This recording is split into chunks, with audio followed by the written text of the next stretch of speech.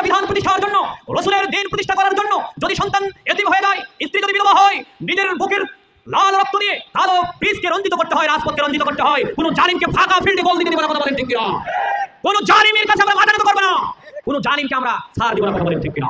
এই তামান্না নিয়েই আমরা আগামী পথ চলা, এই তামান্না নিয়ে আমাদের দুনিয়ার পথ চলা, এই তামান্না নিয়ে আমরা আল্লাহর সন্তুষ্টি অর্জন করে জান্নাতে যেতে চাই। আল্লাহ কবুল করুন। আমি এমন এক পৃথিবীতে বসবাস করছি, এই ব্রোকেন ডিম, আমার দেশের রাষ্ট্রপতি, আমার দেশের প্রধান বিচারপতিদেরকে ক্যান্সারের রোগী মেরে যখন বিদেশে পাঠানো হয়, তারা বিদেশে যে মনের কবি দুঃখে বই লেখে, এই ব্রোকেন ডিম একটি স্বপ্নে ভঙ্গ। কি লেখে?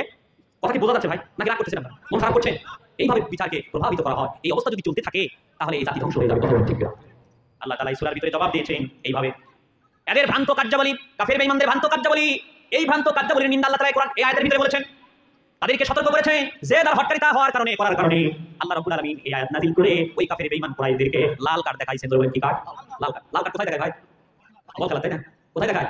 তো যারা জুলুম করবে, যারা অন্যায় করবে, যারা অন্যায় ভাবে আলিম ওলামাদেরকে অত্যাচার নির্যাতন নিপীড়ন করবে, খুন গুম করবে, জাতিও তাদের লাল কার্ড দেখাতে চায় কি চায় না? বলে আমার ভাইরা, যে তার হত্যাকারীতার জন্য আল্লাহ রাব্বুল আলামিন তাদেরকে লাল কার্ড দেখাইছে যে তোমরা যেটাই করো, রাসূলের বিরুদ্ধে যে অ্যাকশন নাও, যে পরিকল্পনা করো, তোমাদের পরিকল্পনা ব্যর্থ করে দিব।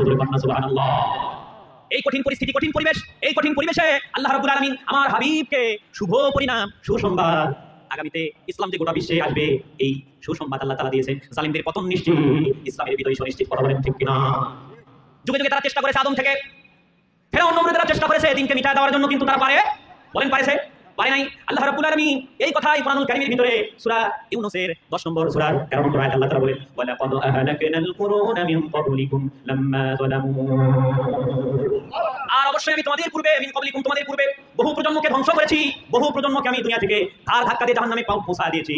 এখানে আল্লাহ তাআলা বলেন এই ধার ধাক্কা দেওয়ার অর্থ ধ্বংস করার অর্থ, ধ্বংস করার কারণ কি? আল্লাহ রাব্বুল আলামিন পরের অংশে বলেন লাম্মা যালামু, এর একমাত্র কারণ তারা মানুষের উপর জুলুম করেছে। কি করেছে? মানুষের উপর জুলুম করেছে। এই জুলুম করার কারণে আমি তাদেরকে ধ্বংস করে দিয়েছি। এই ঘোষণা কার? কোথায় দিয়েছেন? এর নাম কি? পৃথিবীতে সবকিছুই উল্টাপাল্টা হলেও এই কোরআন আজ পর্যন্ত কেউ উল্টাপাল্টা করতে পারে?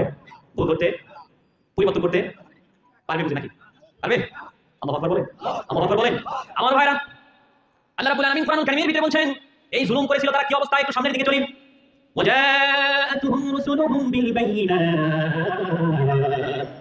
আর তাদের নিকট তাদের রাসূলগণ প্রমাণাদি সহ আগমন করার পরও এই জালিমরা রাসূলদেরকে হত্যা করেছে। জালিমরা রাসূলদেরকে বিভিন্নভাবে একঘরে করেছে, জেল জুলুম দিয়েছে, ফাঁসি দিয়েছে, খুন করেছে, করত দিয়ে মাথা ছিঁড়েছে, জীবন্ত মানুষের শরীরে কাঁটা দিয়ে চিরে চিরে তাদের বস্তুগুলো হাত থেকে আলাদা করেছে। আল্লাহু আকবার বলেন।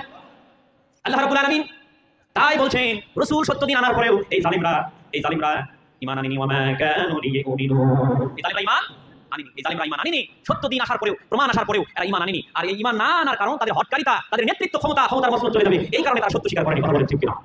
আমার ভাইরা, আল্লাহ রাব্বুল আলামিন বলছেন ঠিক আছে তোমাকে সামান্য অবকাশ দেওয়া হয়েছে, এই অবকাশ পাওয়ার পরে তুমি যদি সত্য দিনে, তুমি যদি কোরআনের দিকে, রাসূলের দিকে, হকের দিকে, আল্লাহর দিকে ফিরে না আসো, তাহলে শোনো কাযালিকা নাযিল কওমাল মুজরিমিন, তাহলে তোমার এই জালিমদের উপরে এই ঈমান না আনার কারণে তাদের অপরাধ অব্যাহতভাবে জারি রেখেছিল।